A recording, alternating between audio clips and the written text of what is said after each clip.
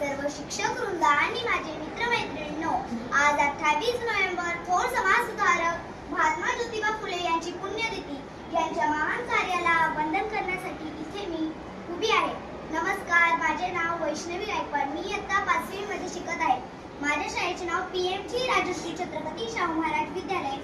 आज मी तुम्हाला महात्मा ज्योतिबा फुले यांच्याबद्दल 2 शब्द सांगणार आहे.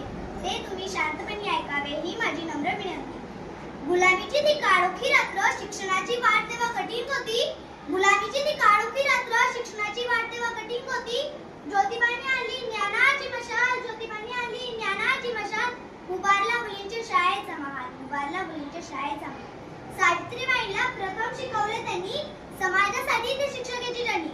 स्त्रीने शिकावे अशी हाक दिली, समाजात अंधश्रद्धा दूर केली, समाजात अंधश्रद्धा दूर केली. ज्योतिबा फुले यांचा जन्म 11 एप्रिल 1827 रोजी सातारा जिल्ह्यात इथे झाला.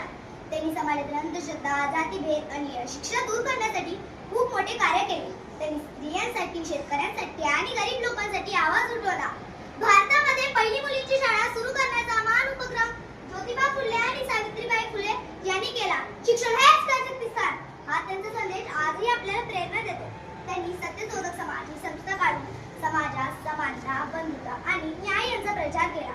आपण विद्यार्थ्यांनी समाज ज्योतिबा फुले यांच्या विचारातून शिकण्यास, ज्ञान घेण्यास आणि समाजासाठी काहीतरी चांगले करण्याचा संकल्प केला पाहिजे. धन्यवाद.